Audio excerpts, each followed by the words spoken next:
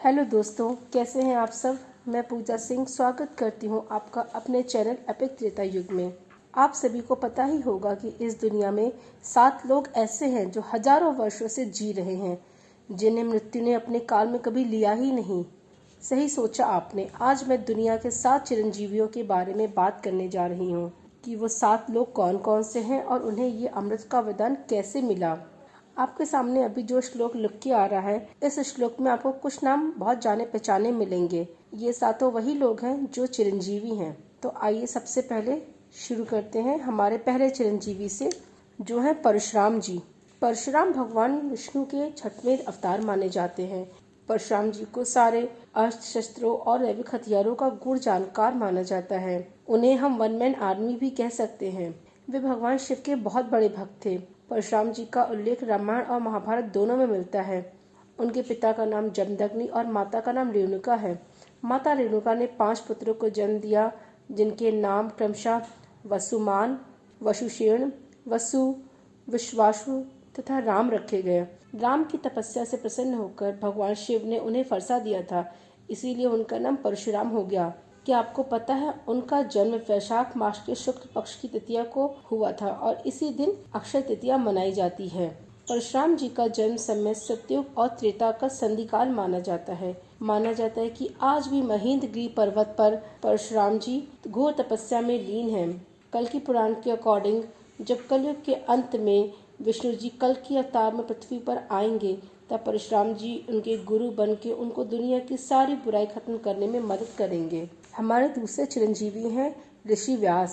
Mahabharat car व्यास ऋषि पराशर और सत्यवती के पुत्र हैं। ये सांवले रंग के थे और यमुना के बीच स्थित एक द्वीप में उत्पन्न हुए थे, इसीलिए उन्हें कृष्ण द्वैपायन भी कहा जाता है।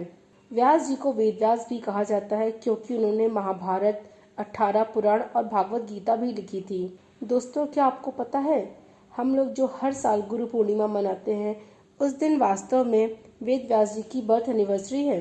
यदि हम वेद व्यास का संस्कृत में मतलब देखें तो जिसने वेदों का वर्गीकरण किया, the one who classified the Vedas.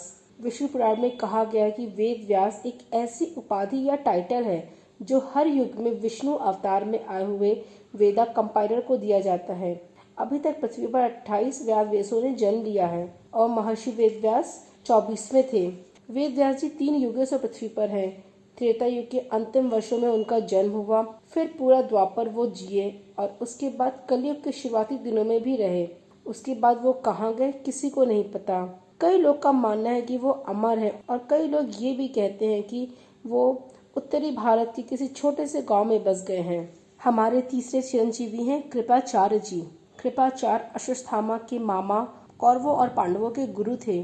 Kripacharya Mahabharat के मुख्य किरदार थे और हो भी क्यों ना, आखिर उन्होंने कौरवों और पांडवों को युद्ध नीति, शस्त्र ज्ञान जो दिया। अगर मैं आपको बोलूं कि कृपाचार्य का जन्म मां के गर्भ से नहीं हुआ था, हाँ आपने सही सुना, कृपाचार्य गर्भ धारण से नहीं हुए थे, बल्कि उनके पिता के वीर के जमीन पर गिरने से हुए थे। ऐसा नहीं कि पृथ्वी पर और ऐसे लोग नहीं हैं जो मां के गर्भ से पैदा ना हुए हों, बल्कि अनोखे तरीके से उनका जन्म हो। तो कृपाचार्य में ऐसा क्या विशेष था? वह है उनका एटीट्यूड। कभी भी किसी तरह की पार्शलिटी को पसंद या बढ़ावा नहीं देते थे। कुछ लोगों का कहना है कि कृपाचार्य को पता था कौरवों की तरफ से लड़ना निरर्थक है, पर उन्होंने अपने कर्तव्य को निभाते हुए कौरवों की तरफ से महाभारत का युद्ध लड़ा। अब सवाल ये है कि कृपाचार्य को अमरता कैसे मिली। कहते हैं कि कृपाचार्य के निष्पक्ष व्यवहार से खुश होकर श्री कृष्ण जी ने उन्हें अमरता का वरदान दिया था। हमारे चौथे चिरंजीवी हैं हनुमान जी। हनुमान जी के बारे में तो किसको ही नहीं पता होगा। हनुमान जी को माता सीता ने चिरंजीवी होने का वरदान दिया था और भगवान श्री राम से बजरंग बली को कलयुग के अंत तक धर्म और राम कथा का प्रचार करने की आज्ञा मिली थी। हजारों वर्षों के बाद वे महाभारत काल में भी नजर आए। महाभारत में प्रसंग है कि भीम उनकी पूंछ को मांग से हटाने के लिए कहते हैं, तो हनुमान जी कहते हैं कि तुम ही हटा लो, लेकिन भीम अपनी पूरी ताकत लगाकर भी उनकी पूंछ नहीं हटा पाते। ये भी कहा जाता है कि हर 41 साल में बजरंगबली श्रीलंका में मातंग कबीले में ब्रह्म ज्ञान देने आते हैं। हमारे अगले चिरंजीवी हैं अश्वत्थामा। अश्वत्थामा गुरु द्रोणाचार्य के पुत्र हैं। कुछ लोगों को अमरता श्राप के कारण प्राप्त हुई थी। इस सूची में अश्वत्थामा का नाम आता है। गुरु द्रोण एक बेटा चाहते थे जिसके लिए वो घोर तपस्या कर रहे थे और उनकी तपस्या से खुश होकर भगवान शिव ने उन्हें एक बेटा दिया। और सिर्फ एक बेटा ही नहीं दिया, बेटा भी ऐसा जिससे अमृत का वरदान प्राप्त हो, और उनके माथे पर मणि भी था। उस मणि की वजह से उनको कभी भी किसी भी मनुष्य या हथियार से कोई खतरा नहीं था, यहाँ तक कि उन्हें भूख और बीमारी से भी दूर रखता था। महाभारत में युद्ध के दौरान अपने पिता द्रोणाचार्य के वध का बदला लेने के लिए अश्वत्थामा ने अनीति का सहारा लिया था, जिस कारण श्री कृष्ण ने अश्वत्थामा को यह श्राप दिया कि दुनिया के अंत तक वह घावों से लथपथ शरीर को लेकर भटकते रहेंगे। हरियाणा के कुरुक्षेत्र एवं अन्य तीर्थों में यदा कदा उनके दिखाई देने के दावे किए जाते हैं। मध्य प्रदेश के बुरहानपुर के किले में भी उनके दिखाई दिए जाने की घटना प्रचलित है। कुछ साल पहले एक थ्योरी सामने आई थी जिसमें मध्य प्रदेश के एक डॉक्टर ने क्लेम किया था कि उन्होंने अश्वत्थामा को देखा है। डॉक्टर के अनुसार कुछ साल पहले एक मरीज उनके पास आया जिसके माथे पर एक बहुत गहरा घाव था। डॉक्टर का कहना है घाव ऐसा था कि जैसा किसी ड्रिल मशीन से किया गया हो।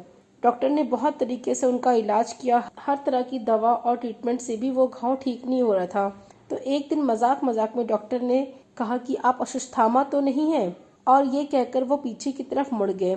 जैसे ही वापस वो मरीज की तरफ मुड़े तो वो इंसान एकदम से डॉक्टर के केबिन से गायब हो चुका था। बाहर किसी ने भी उनको केबिन से निकलते हुए नहीं देखा था। अब ये बात कितनी सच है या झूठ इसको तो हम नहीं कह सकते, बट इतना जरूर है कि अश्वत्थामा आज भी हमारी इस दुनिया में कहीं रहते हैं। हमारे छठे चिरंजीवी हैं राजा बलि।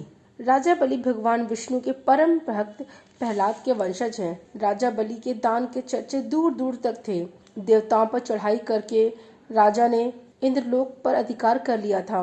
राजा बलि के घमंड को चूर करने के लिए भगवान विष्णु ने ब्राह्मण का वेश धारण कर राजा बलि से 3 पग धरती मांगी। राजा बलि ने कहा, जहां आपकी इच्छा हो 3 कदम रख लीजिए। तब भगवान ने अपना विराट रूप धारण कर एक पग में देवलोक, दूसरे कदम में पृथ्वी और पाताल लोक नाप दिए। फिर बलि से पूछा, तीसरा पग कहाँ रखूं? तब बलि ने अपना सारा घमंड त्यागते हुए अपने सर पर पैर रखने के लिए कहा, और वामन जी ने राजा बलि के सिर पर पैर रखकर उन्हें पाताल लोक भेज दिया और उन्हें अमरता का वरदान भी दे दिया। आज भी वो अपनी मुक्ति के लिए कल्कि अवतार की प्रतीक्षा कर रहे हैं।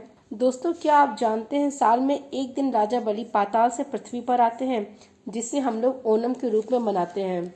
हमारे 7वें चिरंजीवी हैं विभीषण जी। विभीषण जी को कौन नहीं जानता, वो रावण के सबसे छोटे भाई थे और इसके साथ ही वो राम के परम भक्त भी थे। प्रभु राम ने ही उनकी भक्ति से प्रसन्न होकर विभीषण को अमरता का वरदान दिया था। रावण के वध के बाद श्री राम ने विभीषण को सोने की लंका सौंप दी और अमृत का वरदान दिया। माना जाता है आज भी विभीषण पृथ्वी लोक पर मौजूद है। विभीषण के जीवित होने के सबूत रामायण काल के बाद महाभारत काल में भी मिलते हैं। युधिष्ठिर के राजसूय यज्ञ के दौरान सहदेव जी और विभीषण की मुलाकात हुई थी। तो ये हैं 7 लोग जिन्हें उनकी अच्छाई या बुराई की वजह से उन्हें अमरता का वरदान या शाप मिला। दोस्तों, आप सभी को मेरा वीडियो कैसा लगा प्लीज कमेंट में जरूर बताइएगा और मेरा चैनल सब्सक्राइब जरूर कर दीजिएगा। धन्यवाद।